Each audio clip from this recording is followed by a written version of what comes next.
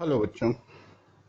आज हम लोग अकाउंट के चैप्टर 4 कॉस्ट अकाउंटेंसी में लिमिटेशन ऑफ कॉस्ट सिस्टम को पढ़ेंगे कि ये जो कॉस्ट का सिस्टम है कॉस्टिंग करने का, लागत लेखांकन का, इसके लिमिटेशन क्या है, सीमाएं क्या हैं या नुकसान क्या हैं।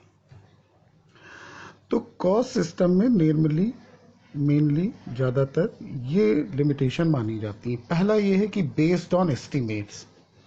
ये सिस्टम जो है ये कुछ एस्टिमेट्स पे बेस्ड है, मतलब कुछ ऐसी चीज़ें होती हैं जिनमें अंदाज़ा लगाया जाता है, वो एक्चुअल नहीं होती हैं।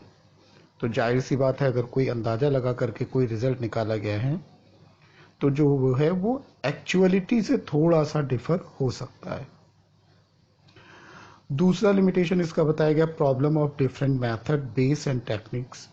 इसमें जो मेथड्स यूज़ किए जाते हैं, जो बेसिस यूज़ किए जाते हैं और जो टेक्निक्स अडॉप्ट की जाती हैं इस सिस्टम में, वो कई हैं और उनके सबके जो एप्लीकेशन है वो भी डिफरेंट प्लांट पे या डिफरेंट प्लांट्स पे अलग अलग रिजल्ट देंगे। जैसे हमने बताया ना कि अभी तुम लोगों ने टेक्निक्स लास्ट उसमें देखी, unit costing, marginal costing, standard costing. तो जाहिर सी बात है, जब हम एक मेथड लगा करके कॉस्ट निकालते हैं और दूसरा मेथड निकाल करके कॉस्ट निकालते हैं तो उन दोनों में डिफरेंस आ सकते हैं दोनों के रिजल्ट में, इसलिए अलग अलग मेथड अलग अलग रिजल्ट देते हैं। फिर है non inclusion of certain items. कुछ ऐसे आइटम्स हैं जहां पे रुपए तो खर्च होते हैं लेकिन वो चीज कॉस्टिंग में इंक्लूड नहीं की जाती, जबकि वो खर्चे हैं तो जाहिर सी बात है प्रॉफिट पे भी असर डालेंगे, लेकिन वो इसमें इंक्लूड नहीं किए जाते हैं। फोर्थ लिमिटेशन इसकी no applicability in trading concern. Costing जो है वो ट्रेडिंग कॉन्सर्न में, ट्रेडिंग बिजनेस में लागू नहीं होती। ट्रेडिंग बिजनेस का मतलब वो जो खाली खरीद करके बेच देते हैं, मतलब मैन्युफैक्चरिंग यूनिट नहीं है।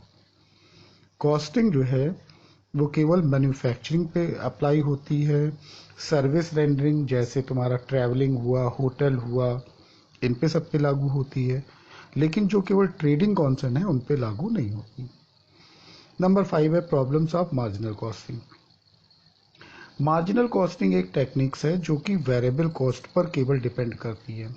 हम लोगों ने भी कल वाले में देखा था मार्जिनल कॉस्टिंग में कि वहाँ वेरिएबल कॉस्ट और फिक्स कॉस्ट निकाला जाता है, अलग अलग किया जाता है और फिर वेरिएबल कॉस्ट पे ही ज़्यादा ध्यान दिया जाता है इस कॉस्टिंग में, जबकि फिक्स कॉस्ट को एक्सक्लूड कर दिया जाता है।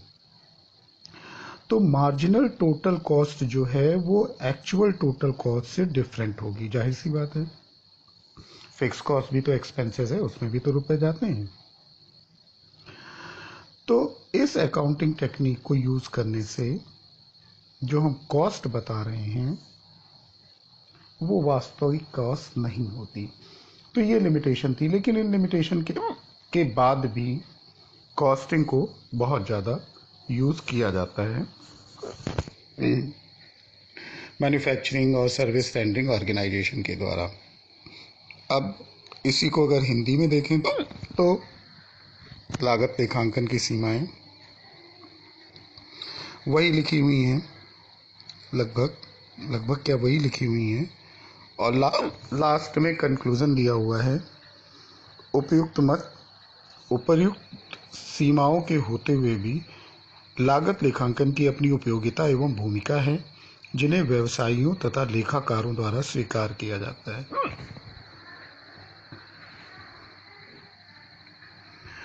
आगे लिखा हुआ है लागत अंकन एक कला है और इसकी अपनी अवधारणाएं तथा परंपराएं हैं जो गतिशील प्रकृति की है। गतिशील प्रकृति होने का मतलब क्या हुआ कि जिनमें समय के साथ साथ परिवर्तन होता रहता है, ठीक है। तो इनमें ये परिवर्तित होती रहती हैं आवश्यकताओं के अनुसार पर।